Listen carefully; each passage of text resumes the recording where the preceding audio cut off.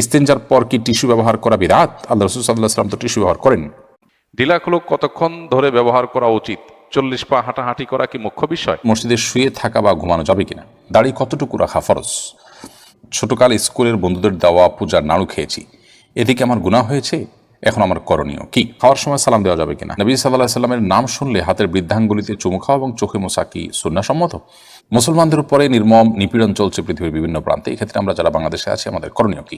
নিজের ছেলেকে আব্বু এবং মেয়েকে আম্মু সম্বোধন করে ডাকা যাবে। জান্নাতে আমার ওয়াইফকে কি আমি পাবো? আল্লাহ না করুন, আমি যদি জাহান্নামবাসী হই আর আমার স্ত্রী যদি জান্নাতবাসী হন, তাহলে আমার স্ত্রী কি অন্য কারো হয়ে যাবে? এমন আমলের কথা বলেন যে আমল করলে আমার ওয়াইফ অন্য কারোর জন্য জায়েজ হবে না। চলুন তাহলে আর বিলম্ব না করে আপনাদের প্রশ্নের উত্তর দেওয়ার আলোকিত ভবনে আমরা প্রবেশ করি এবং শুরু করি আমরা প্রশ্নোত্তর দেওয়ার পালা। আশিক মোল্লা লিখেছেন, ছোটকাল স্কুলের বন্ধুদের দেওয়া পূজার নাড়ু খেয়েছি, এদিকে আমার গুনাহ হয়েছে, এখন আমার করণীয় কি? দেখুন, পুজো বা অন্য ধর্মাবলম্বীদের যে কোনো ধর্মীয় উৎসব উপলক্ষে যদি কোনো খাবার আমাদেরকে দেওয়া হয় মুসলমান হিসাবে, সে সমস্ত খাবার হালাল হলে আমরা গ্রহণ করতে কোনো অসুবিধা নেই। যদি সে খাবার বিশেষ কোনো কল্যাণ উদ্দেশ্যে খাওয়া হয়, যেমন প্রতিমার সামনে রাখা হয়েছে, এটা বিশেষ কোনো কল্যাণ বহন করে, সেই বিশ্বাস থেকে আপনি খান, তাহলে সেটা আপনার যে বিশ্বাস ঈমান এর সাথে অসঙ্গতিপূর্ণ কাজ, সেটি অবশ্যই সঠিক নয়। তবে এমনিতে সাধারণভাবে সৌহার্দ্য সম্প্রীতিমূলকভাবে কোনো খাবার যদি অফার করা হয়, ফলমূল বা হালাল কোনো খাবার দেওয়া হয়, সেটা আপনি সাধারণ হালাল খাবার খেতে কোনো অসুবিধা নেই। এর মধ্যে শরিয়ার বিশেষ কোনো নিষেধাজ্ঞা যদি যুক্ত হওয়ার মতো কিছু না থাকে, তাহলে সেক্ষেত্রে সাধারণ হালাল খাবার উৎসব উপলক্ষে দিলে সেটি নেয়াতে বা খাওয়াতে কোনো অসুবিধা নেই। এবং এ বিষয়ে আলী রাদিয়াল্লাহু তাআলা আনহু এবং আয়েশা রাদিয়াল্লাহু তাআলা আনহা আরও সিনিয়র অনেক সাহাবীদের আমল একেবারেই পরিষ্কারভাবে আমাদের কাছে রয়েছে, যে তারা বিভিন্ন ধর্মের অনুসারীদের দেয়া আপনার খাবার, হালাল খাবারগুলো তারা গ্রহণ করেছেন তাদের উৎসব উপলক্ষে, এমনকি অগ্নিপূজকদের উৎসব উপলক্ষে পর্যন্ত তাদের খাবার গ্রহণ করার কথাও কিন্তু আমরা জানি। মুসলমানদের উপরে নির্মম নিপীড়ন চলছে পৃথিবীর বিভিন্ন প্রান্তে, এক্ষেত্রে আমরা যারা বাংলাদেশে আছি আমাদের করণীয় কি? দেখুন, আজকের এই পৃথিবীতে স্নায়ুযুদ্ধের গুরুত্বটা অনেক বেশি এবং এটার প্রভাবটা অনেক বেশি। আমরা নিপীড়িত মানুষদের পক্ষ নিয়ে নানা ধরনের কাজ পরিচালনা করতে পারি, আমরা শান্তিপূর্ণভাবে প্রতিবাদ জানাতে পারি, আমরা আমাদের ক্ষোভের কথা বিভিন্নভাবে প্রকাশ করতে পারি এবং যৌক্তিকভাবে সে সমস্ত অন্যায়ের প্রতিবাদ আমরা তুলে ধরতে পারি এবং যত রকমের প্রেশার ক্রিয়েট করা যেতে পারে অত্যাচারী বা নিপীড়নকারীদের প্রতি, সেটি আমরা করতে পারি। এমনকি আমাদের সরকারে যারা দায়িত্বশীল আছেন তাদের উপরে রাষ্ট্র এবং সরকারের তরফ থেকে জোরালো ভূমিকা, প্রতিবাদ এবং অন্যান্য যা যা করার আছে সেটা যেন করা হয়, সেজন্য তাদেরকে প্রেশার আমরা ক্রিয়েট করতে পারি এবং সেজন্য প্রত্যেকের যার যার জায়গা থেকে আল্লাহ যাকে যতটুকু শক্তি সামর্থ্য দিচ্ছেন সেই জায়গাতে আমরা কাজগুলো করা উচিত। সেই সাথে বিশেষ করে মসজিদে আকসা সম্পর্কে আমাদের সন্তানদেরকে জানানো, তরুণ প্রজন্মকে জানানো, এটা নিয়ে বিভিন্ন রকমের অঙ্কন প্রতিযোগিতা করা, বিভিন্ন রকমের রচনা প্রতিযোগিতা করা, এটার ইতিহাস নিয়ে পর্যালোচনা করা এবং সেটা নিয়ে আপনার জনসচেতনতা তৈরি করা এবং এই নিপীড়ন সম্পর্কে মানুষ মধ্যে জানাশোনা তৈরি করা, এটি মৌলিকভাবে একটা কাজ এবং এর একটা প্রভাব, এর একটা প্রেশার কিন্তু আছে, সেটা আমরা করতে পারি। এর পাশাপাশি আল্লাহ রাব্বুল কাছে সত্যি অন্তরস্থল থেকে গভীরভাবে তাদের প্রতি সমবেদনা জানানো এবং চোখের পানি ফেলা আমাদের কর্তব্য। নবী সাল্লাল্লাহু আলাইহি ওয়াসাল্লাম বলেছেন, মাসালুল মুমিনিনা ফি তাওয়াদ্দিহিম ওয়া তারাহুমিহিম ওয়া তাআতুফিহিম মিসলাল জাসাদ। ঈমানদারদের পরস্পরের প্রতি সিম্প্যাথি, সম্প্রীতি এবং মমতা, এ সমস্ত দিক থেকে একে অন্যের সাথে দৃষ্টান্তটা একটা দেহের মতো, একটা দেহের এক অংশের সাথে অন্য অংশের সম্পর্ক যেরকম সেরকম। একটা অংশ যদি অসুস্থ হয়, পুরো শরীর কিন্তু সেটাকে অনুভব করে, ফিল করে। পুরো বিশ্বের মুসলমানদের অবস্থা একই রকম, বিধায় আমাদের সেই অনুভবটা, ফিলটা থাকতে হবে এবং তাদের জন্য আল্লাহ তাআলার কাছে কামনাকে দোয়া করতে হবে। আল্লাহ যাকে যতটুকু সাধ্য দিয়েছেন তার জন্য জবাবদিহিতা কিন্তু ঠিক ততটুকু। অতএব সাধ্য অনুযায়ী আমরা প্রত্যেকে চেষ্টা করব এই সমস্ত অন্যায়ের বিরুদ্ধে দাঁড়াবার এবং কাজ করবার। আবির হোসেন আপনি লিখেছেন, জান্নাতে আমার ওয়াইফকে কি আমি পাবো? আল্লাহ না করুন, আমি যদি জাহান্নামবাসী হই আর আমার স্ত্রী যদি জান্নাতবাসী হন, তাহলে আমার স্ত্রী কি অন্য কারোর হয়ে যাবে? এমন আমলের কথা বলেন যে আমল করলে আমার ওয়াইফ অন্য কারোর জন্য জায়েজ হবে না। দেখুন ভাই আবির, স্বামী স্ত্রী পরস্পরের প্রতি ভালোবাসা থেকে আমরা এই ধরনের প্রশ্ন করে থাকি, কিন্তু আমাদের মনে রাখতে হবে যে এই দুনিয়ার ভালোবাসা, এই দুনিয়ার মমতা, এগুলো আমাদের এখন অনেক বড় মনে হচ্ছে আমাদের কাছে। কিয়ামত সম্পর্কে আল্লাহ তাআলা বলেছেন যে ইন্না জালজালাতাস সাআতি শাইউন আযীম, ইয়াউমা তারাউনাহা তাযহালু কুল্লু মুরজিআতিন আম্মা আরদাআত। মহাপ্রলয় যে হবে, কেয়ামত বা আপনার হিসাব দিবস তো অনেক পরে, সেটির যে সূচনা হবে মহাপ্রলয়ের মাধ্যমে, সেই মহাপ্রলয় সম্পর্কে আল্লাহ তাআলা বলেছেন এটা বিশাল বড় একটা বিষয় হবে। এত বড় বিষয় হবে যে দুগ্ধদানকারিণী মা নিজের দুধ দেওয়া সন্তান কথা ভুলে যাবেন এর ভয়াবহতায়, এবং গর্ভধারণকারী মার গর্ভে সন্তান আছে সে কথা ভুলে যাবেন ভয়াবহতার কারণে। মানে ভয়াবহতাটা কোন পর্যায়ে চলে যাবে, এইসব ভালোবাসা এগুলো গৌণ হয়ে যাবে তখন যদি ওই পরিস্থিতির মুখোমুখি আমরা পড়ি। তো সেই জন্য আমরা ওই পরিস্থিতির কথা আঁচ করতে না পারার কারণে আমাদের কাছে আমাদের ভালোবাসাটা বড় হচ্ছে বা বড় করে আমরা দেখছি। এই কথা বলার উদ্দেশ্য হলো যে আমরা যারা চিন্তা করছি যে একসাথে থাকার ব্যবস্থা হোক, সেটা আমরা করি, তো এর চাইতে বেশি আমাদের চিন্তা করা উচিত যেন আমি জাহান্নামে না যাই। আমার আল্লাহ না করুক জাহান্নামের ফয়সালা যদি হয়, তাহলে সেক্ষেত্রে একসাথে থাকা না থাকা এগুলো আমার মাথায় আসবে না, এগুলোর চেয়ে অনেক বড় বিষয় ঘটে যাবে। বিধায় আমাদের চেষ্টা থাকা উচিত জান্নাতে যাওয়ার। আর হ্যাঁ, এটাই হলো একমাত্র উপায় যে আপনারা উভয় জান্নাতে যাওয়ার মতো কাজ অব্যাহতভাবে করতে থাকবেন, জাহান্নাম থেকে মুক্ত থাকার কাজগুলো করতে থাকবেন, অর্থাৎ উভয় যাতে জান্নাতে যান সে চেষ্টা করতে থাকবেন। এটাই হলো একমাত্র আমল। এর মাধ্যমে ইনশাআল্লাহ বিদিনিল্লাহ আল্লাহ তাআলা আপনাদের উভয়কে সেখানে সম্মিলন ঘটাবেন।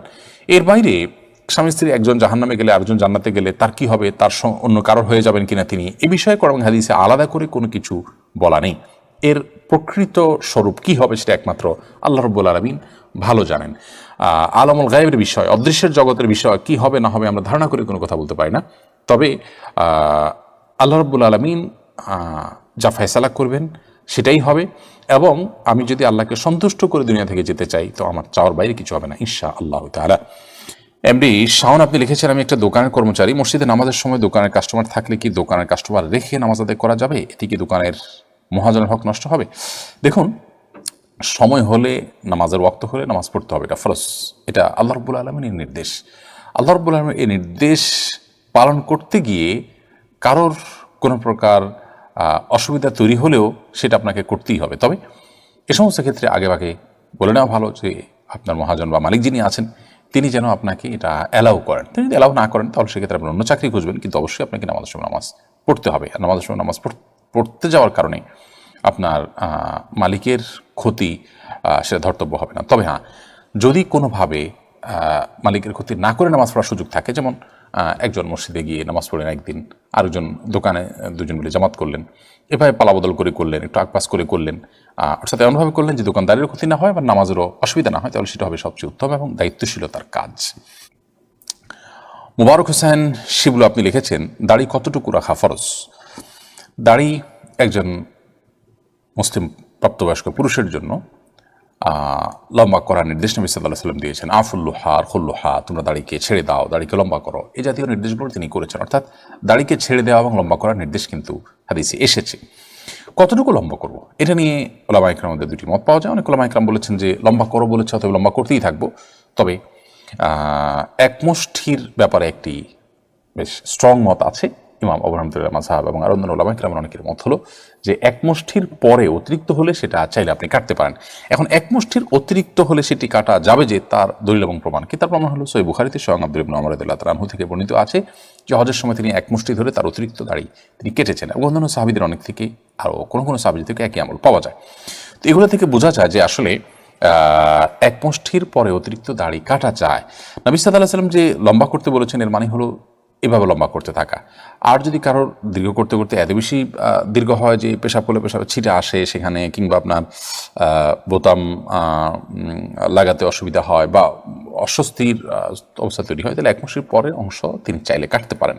কিন্তু অনেক ওলামা ইকরামই নবী করিম সাল্লাল্লাহু আলাইহি ওয়াসাল্লামের থেকে যেহেতু এক মুষ্টির পরে কাটা আর বিষয়ে কোনো স্পষ্ট বক্তব্য নেই, সেজন্য তিনি লম্বা করতে বলেছেন, সেই হিসাবে শুধু যতটুকু সম্ভব লম্বা করার কথাই বলে থাকেন। আর প্রসঙ্গত বলে রাখি, দাড়ি রাখা ফরজ নয়, দাড়ি রাখা ওয়াজিব, আবশ্যক। ফরজ এবং ওয়াজিব গুরুত্বের বিচারে প্রায় কাছাকাছি হলেও বেশ কম আছে। ফরজ প্রমাণ হয় যেরকম দলিল দ্বারায়, ওয়াজিব প্রমাণ হওয়ার জন্য সেরকম দলিলের প্রয়োজন হয় না। অর্থাৎ যতটা স্পষ্ট, যতটা শক্তিশালী এবং অকাট্য দলিল প্রয়োজন হয় ফরজ প্রমাণ হওয়ার জন্য, ওয়াজিব প্রমাণ হওয়ার জন্য ততটা অকাট্য দলিলের প্রয়োজন হয় না। সামান্য একটু পার্থক্য আছে, জন্য দাড়ি রাখাটা ফরজ নয় বরং ওয়াজিব আমরা বলতে পারি।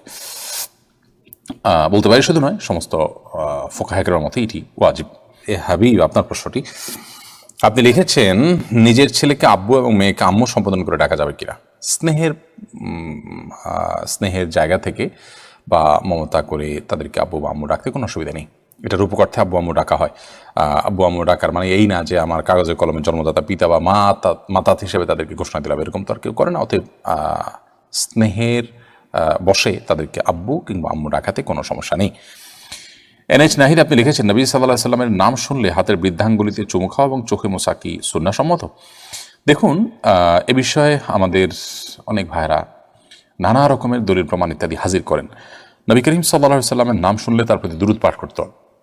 এ বিষয়ে বহু বিশুদ্ধ হাদিস রয়েছে, পরিষ্কার হাদিস রয়েছে, এবং এটি হলো একমাত্র করণীয় যে আমরা নবী আলাইহিস সালাতু ওয়াস সালামের নাম যখন শুনবো তখন সাল্লাল্লাহু আলাইহি সাল্লাম বা বিভিন্নভাবে তার প্রতি দুরূদ প্রেরণ করব।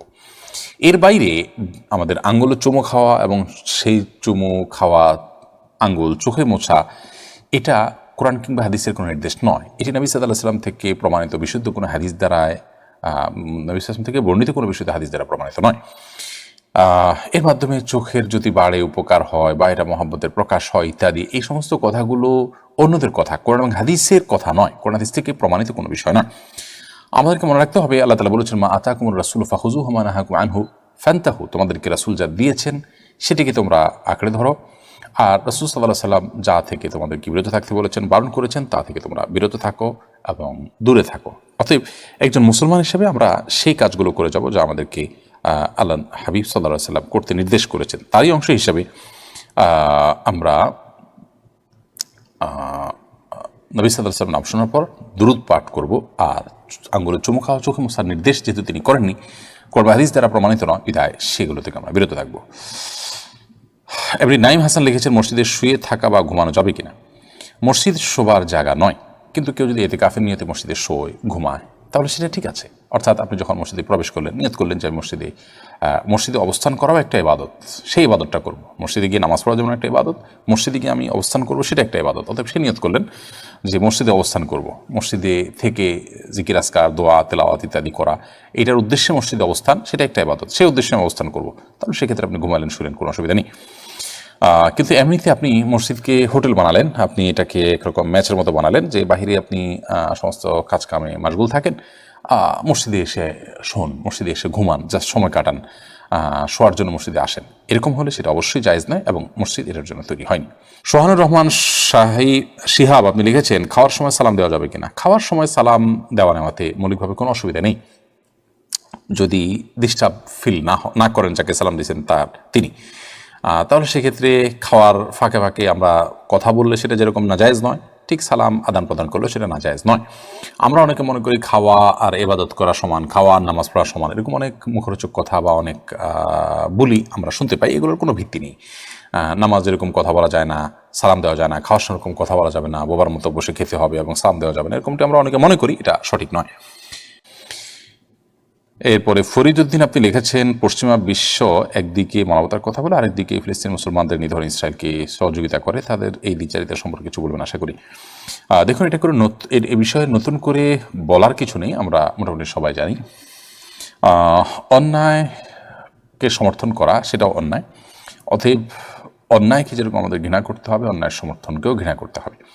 আজকের পৃথিবীতে আমরা অনেকেই সভ্যতার কথা বলি, মানবতার কথা বলি, মানবাধিকারের কথা বলি, কিন্তু আমাদের এই সমস্ত বলিগুলো আমাদের কার্যক্ষেত্রে অনেক ক্ষেত্রে আমরা এগুলোর উপর আমল করি না, বরং এর উল্টোটা করি। বহু মানবাধিকার কর্মী দেখবেন যে মানবাধিকারের বুলি সারাদিন তিনি মুখে আওড়ান, অথচ তার বাসায় কাজের লোকের উপর তিনি টর্চার করেন, জুলুম করেন।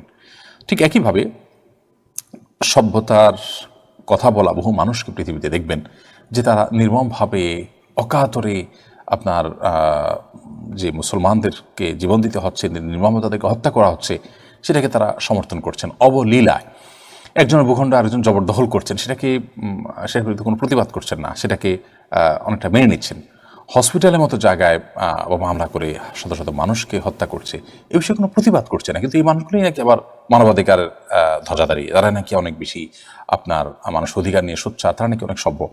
তো আসলে এই বাস্তবতা আমাদের কারো কাছে অস্পষ্ট হওয়ার কথা নয় যে আজকের পৃথিবীতে মানবতা, মানবাধিকার এবং এ জাতীয় আর মুখরোচক অনেক কথার অনেক ধ্বজাধারী মানুষগুলো তারা মূলত এর ধারে কাছেও নেই। একজন মুসলমান হিসাবে আমাদেরকে মানুষের অধিকার, সচেতনতা ইত্যাদি এসব বিষয়ের জন্য কোরআন এবং হাদিসের শরণাপন্ন হওয়া যথেষ্ট। এদের কোনো সবক নেওয়ার কোনো প্রয়োজন নেই। এদের কথা এবং কাজে মিল নেই এবং তাদের মানবাধিকার, তাদের মানবিক যে আপনার দিক, সেগুলো শুধুমাত্র মুসলমান ছাড়া বাকি অন্যদের জন্য রিজার্ভ। অতএব সেটা আমরা গোটা বিশ্বের যেদিকে তাকাই সেদিকে দেখতে পাবো যে নির্যাতিত, নিষ্পেষিত মুসলিম ভূখণ্ডগুলোতে সেগুলো নিয়ে তাদের তেমন কোনো মাথা ব্যথা নেই এবং তারাই ঘুরে ফিরে কেউ না কেউ কোনো না কোনোভাবে নির্যাতনকারীদের কাতারে সামিল হচ্ছে। আল্লাহ রাব্বুল আলামিন এদের সম্পর্কে আমাদেরকে সচেতন হওয়ার তৌফিক দান করুন এবং আমাদেরকে আমাদের দায়িত্ব পালন করার তৌফিক দান করুন।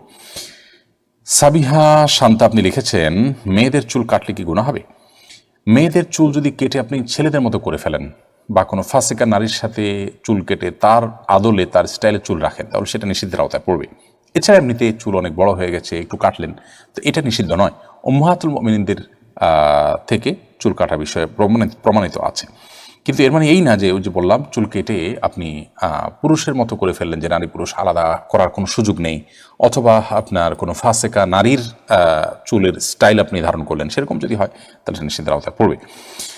কারণ মান তাশাব্বাহা বিকওমিন ফাহুমিনহুম, যে ব্যক্তি কোনো জাতির সাদৃশ্য গ্রহণ করে সে তাদের অন্তর্ভুক্ত হবে। তাছাড়া নবী সাল্লাল্লাহু আলাইহি ওয়াসাল্লাম বলেছেন, লাআনাল্লাহুল মুতাশাব্বিহাত মিনান নিসাই বির-রিজাল, যেসব নারীরা পুরুষদের সাথে বিভিন্ন তাদের আচার আচরণ, তাদের কাজকর্ম, পোশাক আশাক ইত্যাদিতে কোনো পুরুষের সাথে সাদৃশ্য গ্রহণ করে সে তাদের অন্তর্ভুক্ত হয়। অতএব সে জিনিসটা যেন না হয় সেটা খেয়াল রাখতে হবে। এটা খেয়াল রেখে আপনি যদি চুল কাটেন, খুব বেশি লম্বা হয়েছে, আপনি চুলের কিছু অংশ কাটলেন, তাহলে সেটা নিষিদ্ধের আওতায় পড়বে না ইনশাআল্লাহ তাআলা। আলাউদ্দিন ফারাবি আপনি লিখেছেন, ইস্তেঞ্জার পর কি টিস্যু ব্যবহার করা বিদআত? আল্লাহ রাসূল সাল্লাল্লাহু আলাইহি ওয়াসাল্লাম তো টিস্যু ব্যবহার করেন। দেখুন, আপনি স্টুল পাসের পর, পায়খানা করার পর, আপনার ইস্তেঞ্জা করার পর কোনো কিছু দিয়ে পরিচ্ছন্ন হলেন, সেটা কোনো পাথরের টুকরা হতে পারে, কোনো মাটির টুকরো হতে পারে, বা অন্য কিছু দিয়ে আপনি করলেন, সম্মানজনক কোনো কিছু দিয়ে করলেন না, জাস্ট সাধারণ কোনো যে এটার জন্যই উপযোগী কোনো কিছু দিয়ে আপনি পরিষ্কার করলেন, এরপর আপনি পানি ব্যবহার করলেন, এটা হাদিস দ্বারা প্রমাণিত। অতএব সেটা আপনার ঢিলাই হইতে হবে, অর্থাৎ মাটির চাকাই হতে হবে, কিংবা পাথরের কুচি টুকরাই হতে হবে, এটা বাধ্যতামূলক না। টিস্যু নবী সাল্লাল্লাহু আলাইহি ওয়াসাল্লাম ব্যবহার করেনি, নবী করিম সাল্লাল্লাহু আলাইহি ওয়াসাল্লাম তো এই কাপড়ও ব্যবহার করেনি, তার সময় তো এই সুতা এই কাপড় ছিল না। নবী করিম সাল্লাল্লাহু আলাইহি ওয়াসাল্লাম তো চশমা ব্যবহার করেনি, তার সময় এটা ছিল না। দুনিয়াবী বিষয় মূলগতভাবে যেটা কোনো ইবাদত না। আমি টিস্যুটা ব্যবহার করছি, টিস্যুটা ব্যবহার করলে সওয়াব বেশি হবে, ইট বা পাথর ব্যবহার করলে সওয়াবটা কম হবে, মাটির চাকা ব্যবহার করলে সওয়াবটা কম হবে, এরকম তো না। অর্থাৎ এটার সাথে সওয়াবের সম্পর্ক নাই, এটা নিছক একটা মাধ্যম পরিবর্তন হতে পারে। নবী সাল্লাল্লাহু আলাইহি ওয়াসাল্লাম তো এই কলম দিয়ে লেখেন নাই, আমরা তো এই কলম দিয়ে লিখছি। তিনি যে কনফিডেন্সের সাথে এরকম না, তাহলে আমারটা কি বিদআত হবে? না, এটা বিদআত হবে। বিদআত হলো গায়রে দিরা দি সমর্দন বিদআত, যেটা দিন নয় সেটাকে দিন মনে করা বিদআত। টিস্যু ব্যবহার করাটা দিন, ওই মাটির চাকা ব্যবহার করাটা দিন নয়, এরকম যদি মনে করা হয় তাহলে সে বিদআত হবে। আমি টিস্যু একটা মাধ্যম হিসেবে ব্যবহার করছি, অন্য কোনো মাধ্যম থাকলে অন্য কোনটা দিয়ে করতে পারতাম, এটা ইবাদত হিসেবে করছি না। পরিচ্ছন্ন করাটা উদ্দেশ্য, কি দিয়ে করছে এটা উদ্দেশ্য না, তাহলে সেক্ষেত্রে সেটা বিদআত হয় না, বিধায় এটা বিদআতে পরিগণিত হবে না। লুনা পারভিন ঝর্ণা আপনি লিখেছেন, অমুসলিমদের সালাম দেওয়া যাবে কিনা? অমুসলিমদের সাথে সামাজিক সৌহার্দ্যমূলক সম্পর্ক বজায় রাখার চেষ্টা করতে হবে এবং সেজন্য তাদেরকে অভিবাদন দিবেন, অভিবাদন গ্রহণ করবেন, সেটা ঠিক আছে। কিন্তু সালাম দেওয়ার যে ব্যাপারটা আছে সেটা হলো যে অমুসলিমদেরকে অমুসলিমরা যদি আপনাকে সালাম দেন তাহলে সেটা আপনি ওয়ালাইকুম বলে জবাব দিবেন। আর আগ বেড়ে তাদেরকে আপনি যত রকমের অভিবাদন আছে, সামাজিক অভিবাদন, গুড মর্নিং, গুড ইভিনিং ইত্যাদি ইত্যাদি, স্বাগতম, অন্য যা যা আছে প্রচলিত সেগুলো আপনি তাদেরকে বলবেন। কিন্তু সালাম যেটা আল্লাহ তাআলার গুণবাচক নাম, সেটা তাদেরকে নিবেদন করবেন না, কারণ তারা আল্লাহতে বিশ্বাস রাখেন না। তাছাড়া আপনি সালামের মাধ্যমে যে আল্লাহ তাআলার কাছে শান্তি কামনা করছেন, সে আল্লাহ তো তিনি নিজে বিশ্বাসই করেন না, তিনি যা বিশ্বাস করেন না সেটা তার উপরে আরোপ করে দেওয়া, এটা কখনো ন্যায্যতা হতে পারে না। সেজন্য সালাম আকবরি নয়, বরং তারা যদি সালাম দেন তাহলে আপনি ওয়ালাইকুম বলে জবাব দিবেন। আর এছাড়া সামাজিক সৌহার্দ্যপূর্ণ যে কোনো অভিবাদন, সাধারণ অভিবাদনগুলো তাদের সাথে বিনিময় করা যেতে পারে।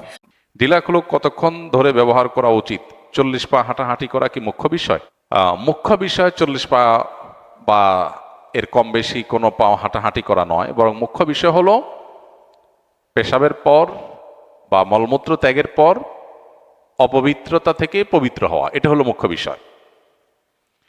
পেশাবের পর আমরা যারা বাংলাদেশের মানুষ এ অঞ্চলে বসবাস করি, আমরা ভাত টাত খেয়ে অভ্যস্ত, আমাদের শরীরের মধ্যে সাধারণত একটু শরীরটা আমাদের রসালো হয়। আরবের মানুষ যারা রুটি খায় বা পাকিস্তানের মানুষ যারা রুটি খায়, রুটি প্রধান তারা আমাদের চাইতে তাদের শরীরের গঠন থাকে কিছুটা শুষ্ক টাইপ। আমাদের দেশে মানুষের পেশাবের পর সাধারণত পেশাবের ফোঁটার ধারা বন্ধ হতে একটু সময় লাগে। আবার আমাদের দেশে মানুষের মধ্যে অনেকে এটা রোগ একটু বেশি সময় নেয়, অনেকে তাড়াতাড়ি পরিষ্কার হয়ে যায়, ক্লিয়ার হয়ে যায়। তো এটা আসলে ব্যক্তির উপর বা পরিবেশের উপরে অনেক সময় ভ্যারি করে। খোলাসা কথা হলো, শরিয়া নির্দেশনা হলো ইস্তানজিহু আনিল বাউল ফাইন্না আম্মাতা আযাবিল কবরি মিনহু। পেশাব থেকে পবিত্র থাকো, পরিচ্ছন্ন থাকো, এটা হলো শরিয়ার নির্দেশ। কিভাবে থাকবে সেটা আপনার ব্যাপার। এখন কারোর পেশাবের ধারা ফোঁটা বের হতে শেষ হতে সময় লাগে, তো তিনি ইউরিনালে অথবা টয়লেটে তিনি অপেক্ষা করে প্রয়োজনে উঠবস করে তিনি এটা দূর করবেন, দূর করে তিনি বের হয়ে যাবেন। এটা দূর না করে ঢিলা কুলোক ধরে হাঁটাহাঁটি করা, এটা বিশেষ করে হাঁটতে হাঁটতে আপনার জনসম্মুখে বা অন্যান্য মানুষের সাথে দেখা হয় এরকম জায়গা পর্যন্ত চলে আসা, অনেক সময় দেখা যায় ইউরিনালের যে গলি ওখানে অন্যান্য মানুষের সাথে মুখোমুখি হয়, এটা দেখতেও দৃষ্টিকটু, আবার অনেক সময় এটা সতর উন্মুক্ত হওয়ার আশঙ্কাও তৈরি করে। আর এভাবে নবী সাল্লাল্লাহু আলাইহি ওয়াসাল্লাম হাঁটাহাঁটি করতে কোথাও আলাদা করে নির্দেশও করেন নাই। অতএব আমরা প্রত্যেকে যার যার দায়িত্বে ইউরিনালে বা টয়লেটে বসেই নিজের পেশাবের ধারা বা নাপাক এটাকে দূর করে তারপর বের হবো ইনশাআল্লাহ। অনেকে আছেন অহেতুক ওয়াসওয়াসার রোগে ভোগেন, ওয়াসওয়াসার রোগে ভোগেন, তার পেশাব আসলে আসে নাই, তার মনে হয় পেশাব আসতেছে, এই মনে হয় দূর করার জন্য সে 40 কদম 60 কদম হাঁটাহাঁটি করে। তো এই ওয়াসওয়াসাকে কোনো পাত্তা দেওয়ার কোনো কারণ নাই। নবী সাল্লাল্লাহু আলাইহি ওয়াসাল্লাম ওয়াসওয়াসা দূরের জন্য ভিজা হাতের পানি ছিটা দিতে বলেছেন, যাতে করে আমার মনের মধ্যে পেশাবের ফোঁটা আসলো কিনা এই সন্দেহ আসার স্কোপই না থাকে, যে পানির ছিটা পড়ে পুরো আশপাশের জায়গাটা আপনার একাকার হয়ে গেছে, এরকম যেন হয়। তার মানে নবী সাল্লাল্লাহু আলাইহি ওয়াসাল্লাম ওয়াসওয়াসাকে ইগনোর করতে, এটাকে পাত্তা না দিতে শিক্ষা দিয়েছে। অতএব আমরা সেটা করতে হবে ইনশাআল্লাহ তাআলা। তো এইভাবে হাঁটাহাঁটি করা এরকম কোনো নির্দেশ তো নাই, বরং অনেক ক্ষেত্রেই এটা সতর উন্মুক্ত হওয়ার কারণ হয়। বিধায় এই বিষয়গুলোতে আমাদের সতর্ক থাকা দরকার এবং শরিয়ার সীমানা এবং সুন্নাহকে অনুসরণ করা দরকার। সুন্নাহকে অনুসরণ করতে গিয়ে ঢিলা, তারপরে যে আপনার টিস্যু, পানি ব্যবহার, উভয়টা ব্যবহার করা সম্পর্কে হাদিস আছে, সেটা আমরা করতে পারি, আর নাহলে যে কোনো একটা ব্যবহার করতে পারি। কিন্তু দিন শেষে পবিত্র করা হলো মুখ্য, কিন্তু পবিত্র করতে গিয়ে দৃষ্টিকটু কোনো কিছু যেন না হয়, সতর খোলার মতো বিষয় যেন না হয়, সেই জিনিসটা হলো লক্ষণীয় বিষয়। এরপর গাজী ইকবাল মাহমুদ আব্দুল লিখেছেন, আমার আপন চাচাতো ভাই মিথ্যা সালিশের কাগজ বানিয়ে আমার মৃত মায়ের জায়গা আত্মসাৎ করার চেষ্টা করছে। কথা বলতে গেলে গায়ে হাত দেওয়ার চেষ্টা করে, কথা কথা কোরআন ছুঁয়ে কসম খাওয়ার কথা বলে। এরকম আত্মীয়ের সাথে সম্পর্ক রাখার ব্যাপারে শরীয়তের সমাধান জানতে চাই। দেখুন, যে আত্মীয় আপনার প্রতি অন্যায় করতে চাচ্ছে, আপনি অন্যায়ের বিহিতের চেষ্টা করবেন, মামলা মোকদ্দমা বিচার আচারের মাধ্যমে আপনি আপনার হক আদায় করার চেষ্টা করবেন। এটাতে আত্মীয়তার সম্পর্ক ছিন্ন করার যে অপরাধ সেটি আপনার হবে না। কিন্তু এর পাশাপাশি আত্মীয় হিসেবে সেও যেন অন্যায় থেকে বিরত থাকে, সে যেন সৎ হয়, সে যেন নিষ্ঠাবান হয়, সে যেন অন্যায়কারী না হয়, সে ব্যাপারে আপনি ন্যূনতম দায়িত্ব আদায় করার চেষ্টা করবেন এবং আপনি চেষ্টা করবেন তাকে সতর্ক করার, তাকে বাঁচাবার এবং তাকে গুনাহ থেকে মুক্ত রাখার, এই চেষ্টা আপনার মধ্যে অব্যাহত থাকবে। সেই সাথে তার কল্যাণ কামনা করবেন, সে যেন ভালো মানুষ হয়ে যায়, সমস্ত ছেড়ে দেয় এবং তার কোনো কষ্টে আপনি ব্যথিত হবেন। এগুলো আপনার তার প্রতি ঠিকই থাকবে, কিন্তু সেই সাথে সে যে অন্যায় করছে সে অন্যায়ের বিহিত তার প্রতিকারের চেষ্টা আপনি অব্যাহত রাখবেন। এই প্রতিকারের চেষ্টা করতে